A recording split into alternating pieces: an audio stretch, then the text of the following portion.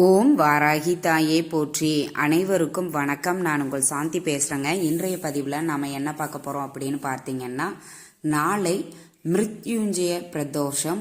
உங்கள் வீட்டில் இந்த ஒரு விளக்கு 2 மணி நேரம் எரிந்தால் போதும், அரசாங்க வேலை நிச்சயம் கிடைக்கும், மரண பயம் போக்கும். ஆமாங்க, அந்த 2 மணி நேரம் என்ன தீபம் ஏற்றணும், அது எந்த நேரத்தில் ஏற்றணும், எப்படி ஏற்றணும் அப்படிங்கிறத பற்றி தெளிவாக நம்ம இந்த பதிவில் பார்க்கலாம். அதற்கு முன்னாடி நம்ம சேனலை சப்ஸ்கிரைப் பண்ணாதவங்க சப்ஸ்கிரைப் பண்ணிக்கோங்க. பக்கத்துலேயே இருக்கிற பெல் ஐக்கானை கிளிக் பண்ணிக்கோங்க. அப்போ தான் நான் போடுற எந்த ஒரு வீடியோவாக இருந்தாலும் உடனே உங்களுக்கு நோட்டிஃபிகேஷனில் வரும். நாளைக்கு பார்த்தீங்கன்னா ஞாயிற்றுக்கிழமையில் வரக்கூடிய பிரதோஷத்தை மிருத்யுஞ்சய பிரதோஷம் அப்படின்னு சொல்லுவாங்க. இந்த பிரதோஷத்தில் நான் சொல்லக்கூடிய இந்த ஒரு தீபத்தை உங்கள் வீட்டில் இந்த குறிப்பிட்ட 2 மணி நேரம் எரிந்தால் போதும், உங்களுக்கு அரசாங்க வேலை நிச்சயம் கிடைக்கும். நிறைய பேர் கவர்மெண்ட் ஜாப்காக எக்ஸாம் எழுதிட்டு நீங்கள் அந்த ஜாப்காக ட்ரை பண்ணிட்டு இருக்கிறீங்க அப்படின்னா கண்டிப்பாக நீங்கள் இந்த தீபத்தை ஏற்றிட்டு வாங்க, உங்களுக்கு நிச்சயம் கவர்மெண்ட் வேலை கிடைக்கும். அதே மாதிரி பார்த்தீங்கன்னா நாளைய தினத்தில் வரக்கூடிய பிரதோஷம் ஞாயிற்றுக்கிழமையில் வரக்கூடியதாக இருப்பதினால் கூடுதல் சிறப்பு.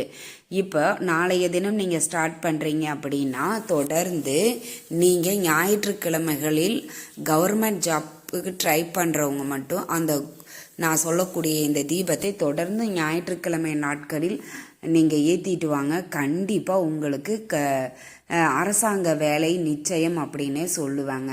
நிறைய பேர் ட்ரை பண்ணிகிட்ருக்குறாங்க. டிஎன்பிசிலையா இருக்கட்டும், ஏதோ ஒரு ஜாப், கவர்மெண்ட் ஜாப் நம்மளுக்கு கிடைக்கணும் அப்படின்னு நிறைய பேர் ட்ரை பண்ணிகிட்ருக்கிறீங்க.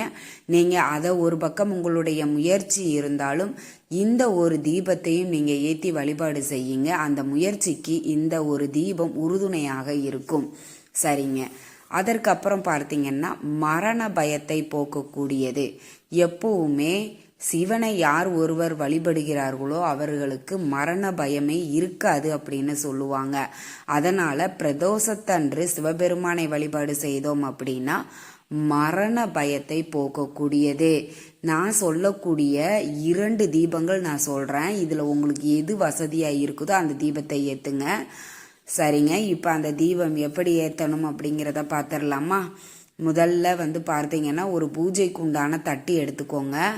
அந்த தட்டு மேலே வில்வ இலைகளை போட்டுக்கோங்க. போட்டுட்டு அதற்கு மேலே அகல் விளக்கு வச்சு, மண் அகல் விளக்கு, அதுக்கு மேல் அந்த விளக்கில் நல்லெண்ணெய் ஊற்றி பஞ்சுத்திரி போட்டு தீபம் ஏற்றுங்கள்.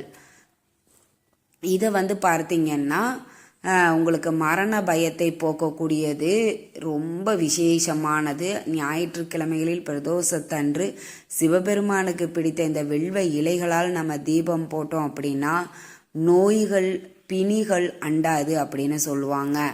நிறைய பேர் நோய்களால் கஷ்டப்பட்டுட்டு இருப்பாங்க. போய் ஹாஸ்பிட்டலில் செக் பண்ணுவாங்க, அங்கே எல்லாமே நல்லா தாங்க இருக்குதுன்னு சொல்லுவாங்க. ஆனால் நம்மளுக்கு உடம்பு ஏதோ ஒன்று பண்ணிகிட்டே இருக்கும். இதெல்லாம் சிவபெருமானை நினைத்து நீங்கள் வழிபாடு செய்தீங்க அப்படின்னா உங்களுடைய உடல் பிணிகள் அனைத்துமே நீங்கும். 2வது தீபம் எப்படின்னா, நீங்கள் அதே மாதிரி தாங்க பூஜைக்கு உண்டான தட்டி எடுத்துக்கோங்க. அதில் கோதுமையை பரப்பி அதற்கு மேலே ஒரு அகல் விளக்கு வச்சுக்கோங்க. இந்த கோதுமை சூரிய பகவானுக்கு பிடித்த ஒரு தானியமாகும்.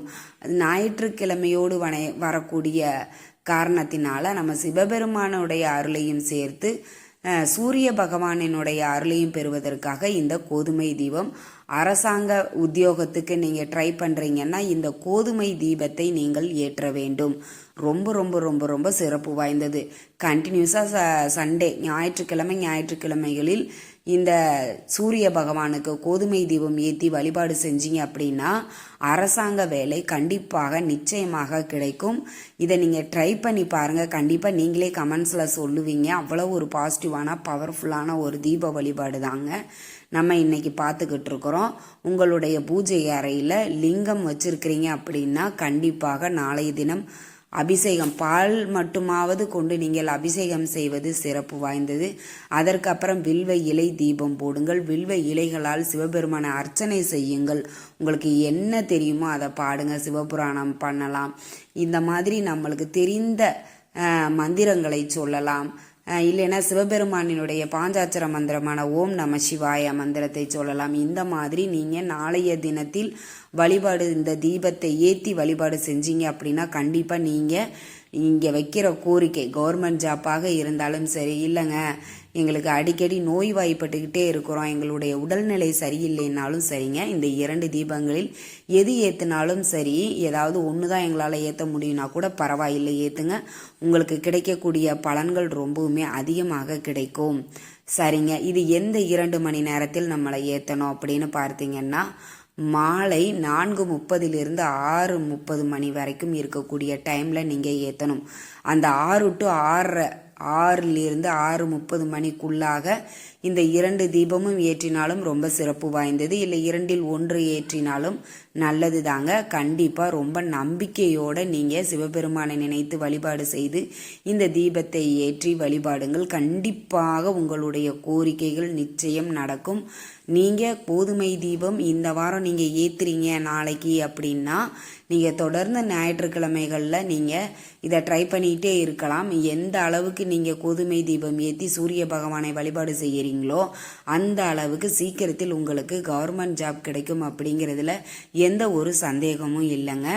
இந்த 2 தீபங்களில் ஏதாவது ஒன்றையாவது ஏற்றுங்கள். நாளைய தினத்தில் பிரதோஷத்தன்று சிவபெருமானை வழிபாடு செய்து அவரினுடைய பரிபூரண அருளை பெறுங்கள். இந்த தகவல் உங்களுக்கு ரொம்பவுமே பயனுள்ளதாக இருந்திருக்கும்னு நினைக்கிறேங்க.